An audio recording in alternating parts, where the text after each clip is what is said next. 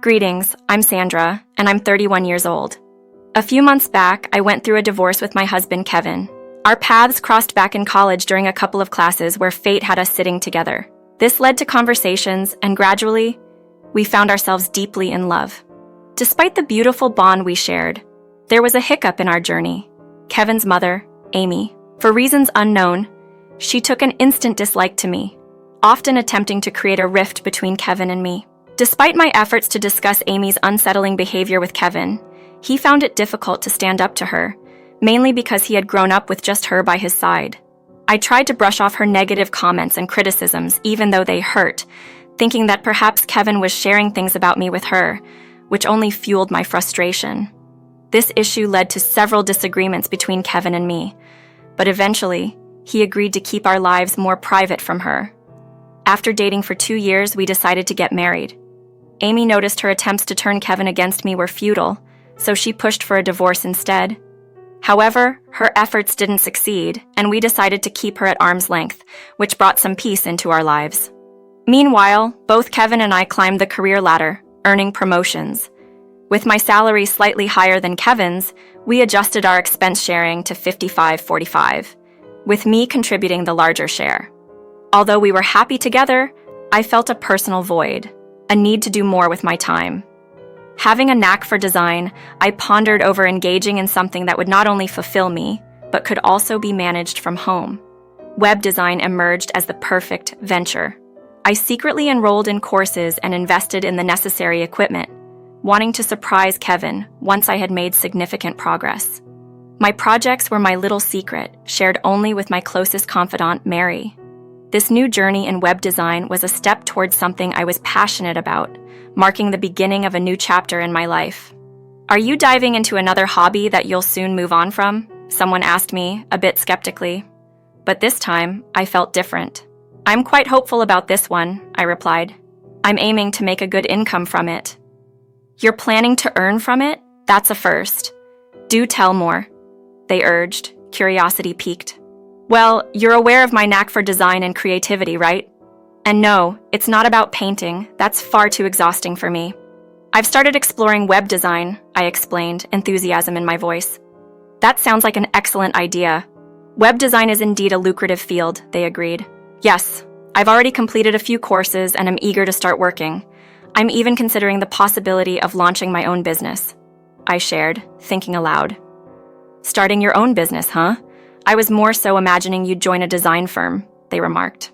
"But that seems a bit mundane and too similar to what I'm already doing. I fear I'd lose interest quickly," I confessed.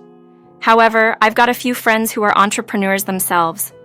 They could use someone to help design their logos and websites." "That would be brilliant," they exclaimed.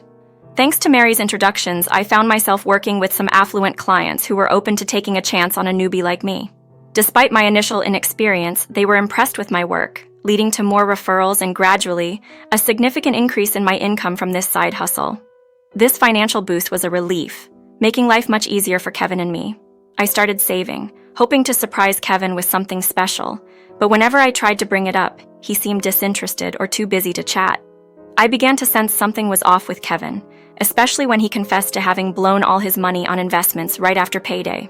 Despite a minor argument, we managed to pull through that month with some extra effort from my end. However, when the same situation occurred the following month, my frustration peaked. I hoped my harsh words would spur him to act more responsibly, but the pattern repeated, leaving me exasperated yet more determined to be cautious. In the meantime, my venture into web design was thriving, significantly contributing to our finances. It turned out to be not just another fleeting hobby but a valuable and fulfilling career path. By the third consecutive month of Kevin not having any money, my patience had worn thin. "How could you let this happen again? Haven't you learned anything by now?" I confronted him, disbelief and frustration lacing my voice. Kevin tried to justify his actions. "I'm just trying to maximize our returns, but yes, I've made some mistakes." "Mistakes? You're losing your entire paycheck to these investments.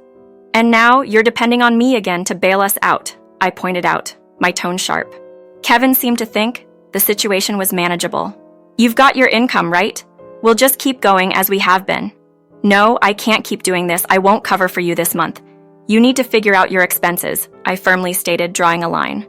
"What? You can't just leave me stranded without money," he protested. "Well, you shouldn't have squandered your paycheck if you wanted to avoid this situation. As for transport, there's always public transport. It's not about looking poor. It's about facing the consequences of your actions," I explained, hoping to instill some sense of responsibility. Kevin lashed out, calling me selfish and ruthless for not supporting him as his wife. "How could you do this to your husband?" he accused. "And what about what you're doing to me? I've been pulling extra hours at work to cover your losses. Can't you see things from my perspective?" I countered, trying to make him understand the strain his actions were putting on both our finances and our relationship. But Kevin refused to see reason. "You don't have a perspective I can understand," he said before storming out. Left alone, I couldn't help but suspect Amy's influence behind Kevin's uncharacteristic behavior. Deciding to investigate while Kevin was away, I discovered he had saved his bank account password on my laptop. To my shock, his account showed a healthy balance, contrary to what he had told me. The transaction history revealed no signs of the reckless spending he had described. Confused and seeking answers, I checked his messages and found a conversation with his mother, Amy. It became evident from their exchange that Kevin had lied about the reasons for our argument, painting me in a negative light. Amy's response made it clear she was more than willing to believe the worst about me, confirming my suspicions that she was influencing Kevin's behavior. This revelation deepened the mystery of Kevin's actions and Amy's role in our ongoing struggles. Little did Amy realize the extent of the turmoil she was stirring up. Delving deeper into Kevin and Amy's conversation history, I uncovered a few unsettling truths. First, Amy had been bombarding Kevin with messages, constantly highlighting what she perceived as my flaws, such as being greedy for money and staying with Kevin solely for his financial resources. This accusation couldn't be further from the truth, considering I had been the main financial pillar in our household. Secondly, Amy's influence on Kevin was more profound than I thought. Kevin had started sharing minor grievances about me with her, and she did nothing but encourage his dissatisfaction. This behavior was a significant factor in why Kevin was becoming increasingly distant. The final blow came when I discovered their scheme to financially isolate me. Initially, Kevin seemed reluctant, but over time, Amy's persistent encouragement of his complaints led him to agree. He even went as far as to inform Amy about my extra work hours and our major argument, using these incidents as justification for their plan. Feeling deeply betrayed, I found myself at a loss. I needed support and perspective, so I turned to Mary, my go-to confidant for any crisis, showing up at her doorstep close to midnight. Her concern was evident as she welcomed me in, offering a glass of wine to ease the tension. Mary listened intently as I poured out my discoveries. "It's about Amy and Kevin."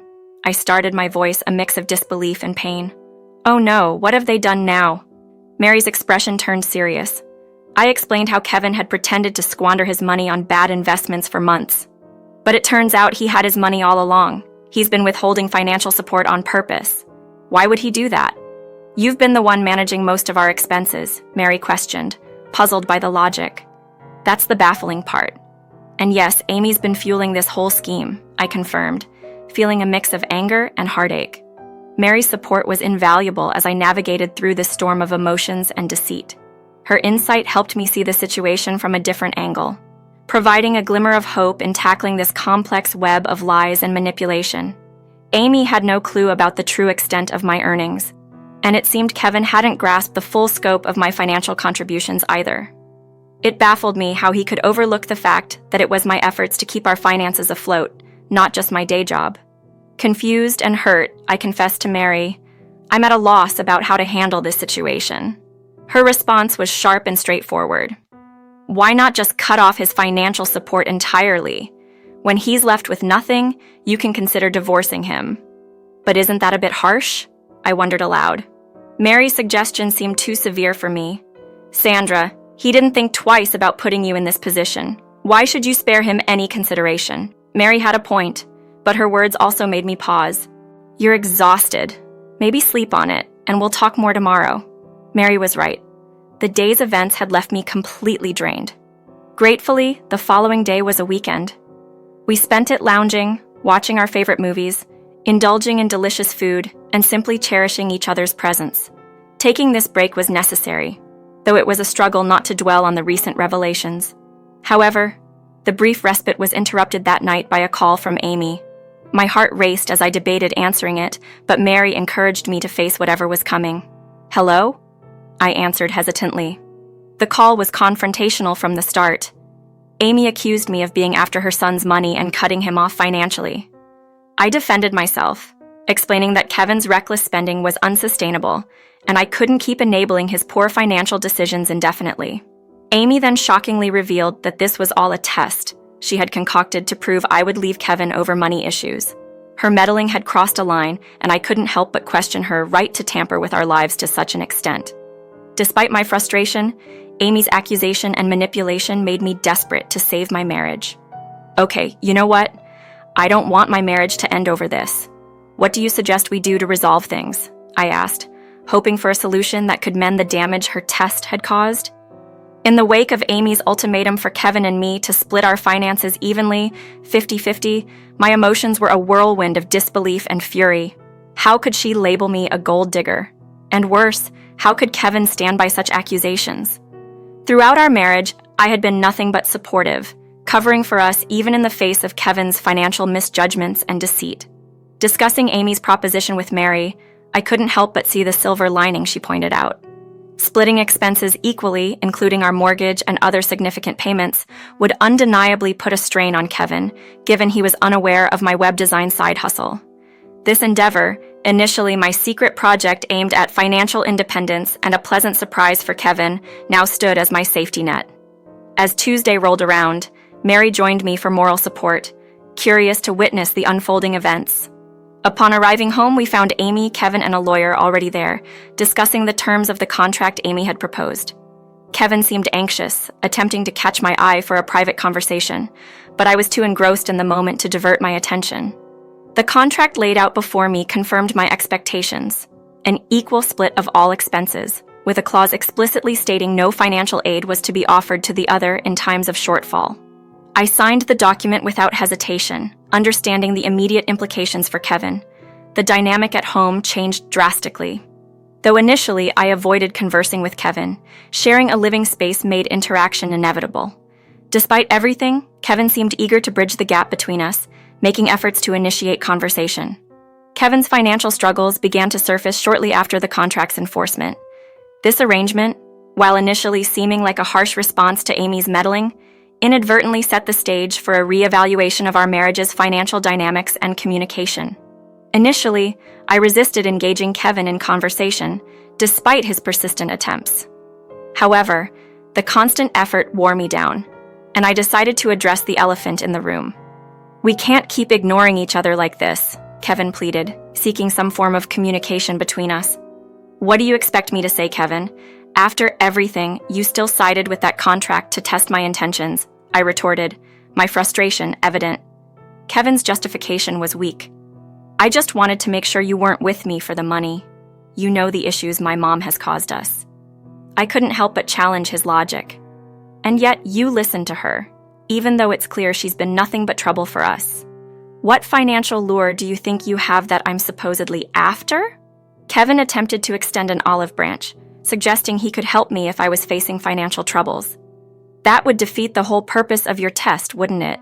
Besides, I'm managing just fine without breaking our contract," I pointed out, highlighting the absurdity of his position. The situation at home grew increasingly strained, with Kevin trying to reconcile his mother's influence with the reality of our deteriorating relationship. The contract had not only separated our finances but also revealed a side of Kevin that was willing to jeopardize our marriage over unfounded suspicions.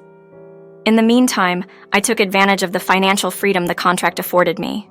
Without the burden of covering Kevin's share of the expenses, I indulged in personal pleasures, dining out, visiting cultural spots, and enjoying life with Mary. Our adventures, shared openly on social media, were a stark contrast to Kevin's constrained circumstances. He often declined invitations to join, citing financial limitations as his reason. My side gig in web design flourished, allowing me to reduce my hours at my day job, a move that further highlighted the disparity between our financial situations. I even contemplated quitting my day job to focus entirely on my design work. As I watched Kevin struggle, part of me felt a twinge of sympathy. Yet I reminded myself that he had chosen this path. Even our groceries were split, emphasizing the divide between us.